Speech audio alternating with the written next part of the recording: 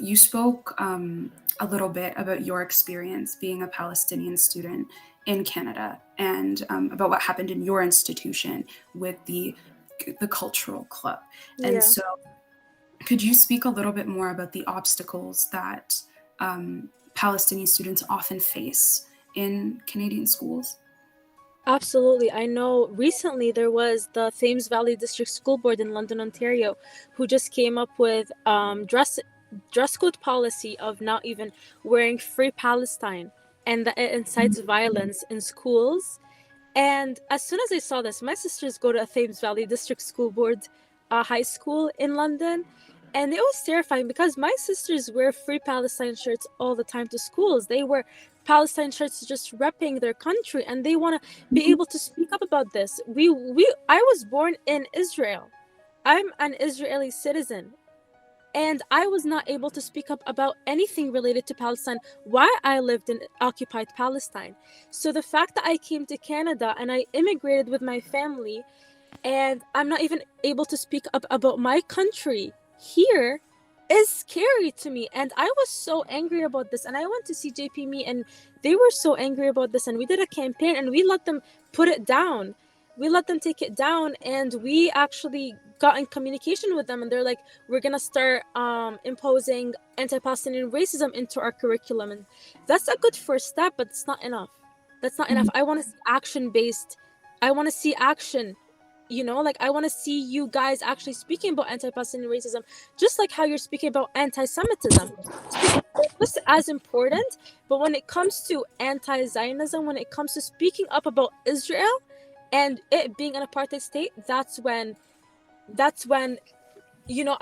feel like we're on the right track. Mhm. And it's absolutely terrifying. Like, I know for universities, I used to go to Western. My sisters are going to start going to Western, and the Western president at my university and 15 other universities in Canada, their university presidents have gone to Israel to create collaborations between Israeli universities and between Israel as a nation.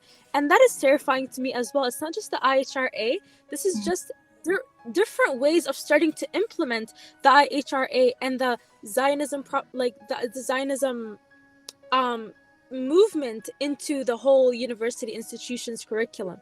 And it's terrifying because, again, we have people like Sherry who do teach at those institutions, and it's kind of like, where do I go from here? How do I start even teaching my students about this when you guys, your presidents, your representatives are misrepresenting Palestinians in our institutions? Mhm. It's terrifying to me, especially Mhm. that my sisters now are going through it, and it's scary down the line to see what may happen in different institutions as well, in the university institutions. So I'm scared, and that's why we need something like this, a conversation like this, to put a stop to this, to put an end to this before it gets way out of proportion. Mhm.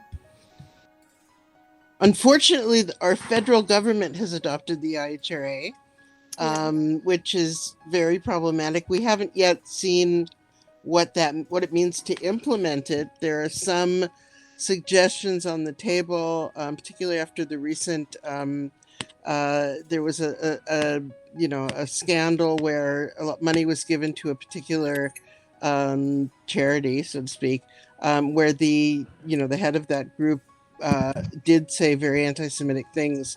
So that's being used as an excuse or reason to implement the IHRA further, including through the Cultural Heritage Ministry, making groups that get money from the federal government to sign on to the federal anti-racism policy, which includes the IHRA.